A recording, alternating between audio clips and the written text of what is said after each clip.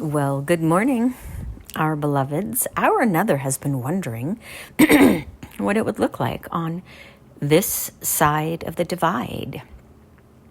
Her cycle of spiritual awakening has been completed, and so that means that our messages must now take on a different flavor, a different purpose, a different teaching, if you will. The completed cycle, was the arc of awakening.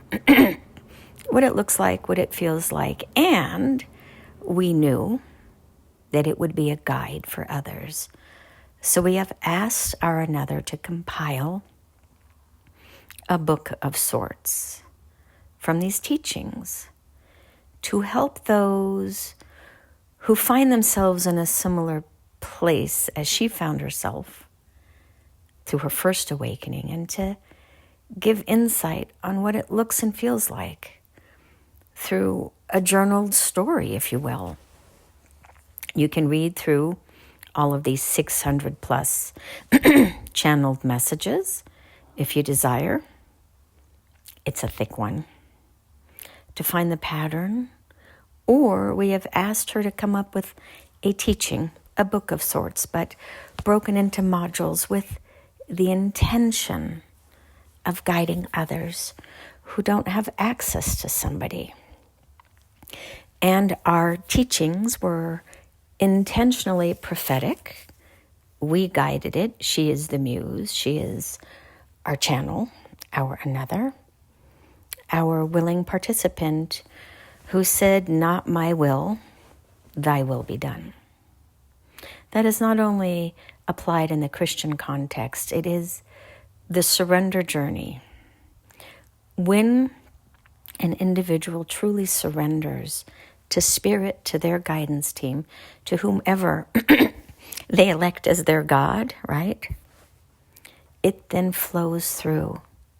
And we, the Hopi Collective, chose her when she traveled across our land and followed the instruction of somebody to watch the sunrise over the Hopi land.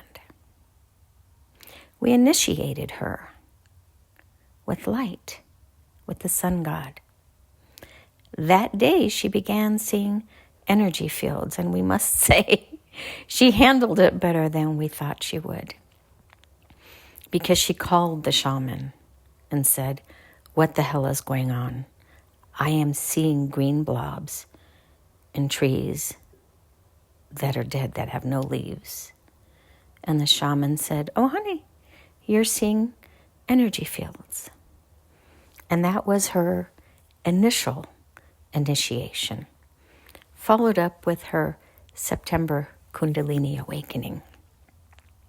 It has been a journey, and we will never ask her to go through this again, because it was as horrendous as any other individual who had a true Kundalini awakening, where your chakras are blown wide open, and all you can feel is this surge of energy, literally going from your root to the crown, and then back out in the toroid.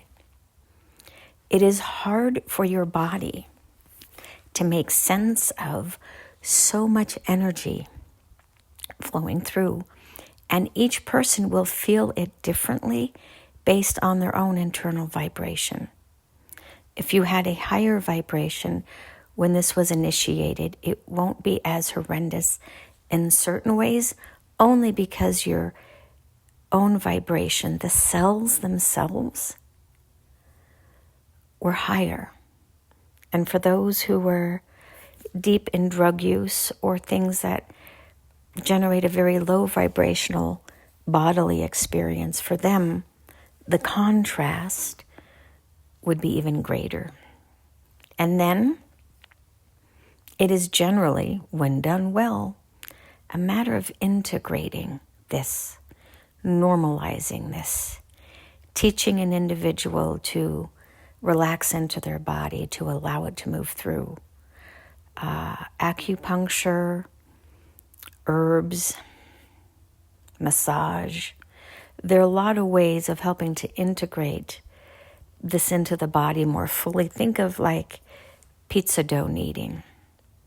There is a requirement to continue to knead this energy to allow it to infiltrate into the body. And those individuals who don't have such a loving integration process with physicians, providers, caregivers who allow this to occur, their body is not permitted to expand into this relaxed new state, and they are held in the terror and the horror of what the original Kundalini awakening looks like. And then there are those who are somewhere in the middle, and it varies by choice and designation. But we know that for our another, it was particularly difficult because she wanted to heal what was at the root of this, which she thought was the liver cleanse gone wrong, heavy metal toxicity distributed through her body, which is all true. But there's also the piece of what is really at the root of all this: trauma, distorted views, perception, and beliefs of who you are and who you are meant to be, and finding the true essence of you by revisiting every mirror, which is your shadow side, and seeing the distortion, the black, the dark, the gargoyled distortion, and saying, that is not who I am. And revisiting that moment where that is where you got frozen in time or locked away. And it is a journey in itself, a faint journey, meaning you will faint many times because it is hard. And then there's another door to open, and another door, and another door. There are so many traumas that are macro and micro traumas that impact who you are and how you perceive the world. And for those who take this seriously, they walk at a faster pace, and their journey is, in certain ways, to get through as many doors as possible, as well as completing it, whatever completing it means. And then there are others of you who open a door and then you sit there for millennia just looking at the trauma and turning it around in your hand and not processing it, but getting stuck in it in the victim mindset, which is fine too, because you will have other opportunities, other lifetimes. But Kati is here, our another is here to help those who want to see this more like Advent, where you open up all the doors before you celebrate the birth of Christ. The birth of Christ is not outside of you. The birth of Christ consciousness is within you. It's when you find the Christ within, the light within, the love within. And the love within can only be found when you unwrap all of the false beliefs that you have. So picture a Christmas gift that you have, and you pull off the first layer of wrapping, and then there's another layer of wrapping and another layer, and each of the wrapping papers are varied, and they're distorted, and they're ugly, and they're harmful, and they're painful.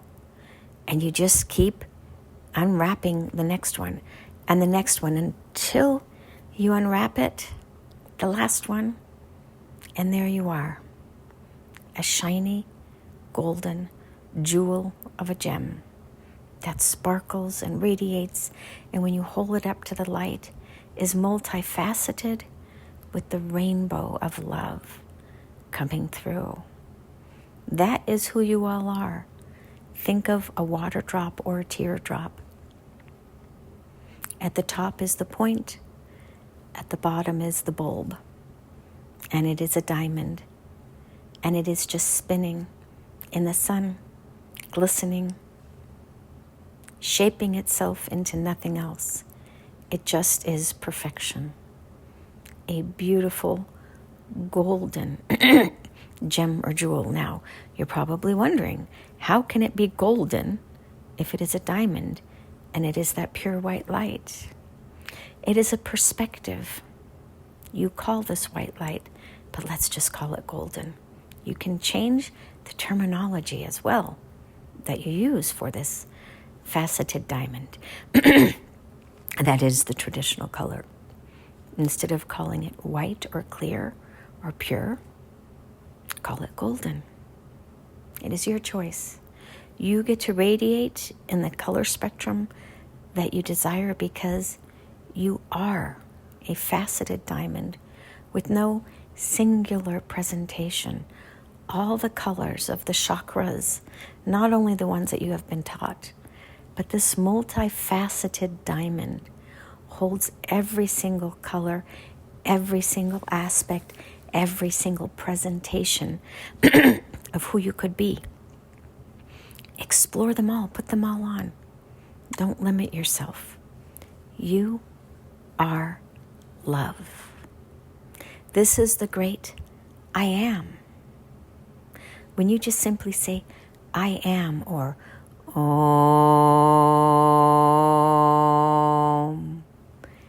that is the vibration of love, the color of the spectrum, the full color spectrum. This is the rainbow people of which the Hopi spoke of or prophesied. And we, the Hopi collective, are bringing in this particular and unique vibration through our chosen another. And so it is. Namaste.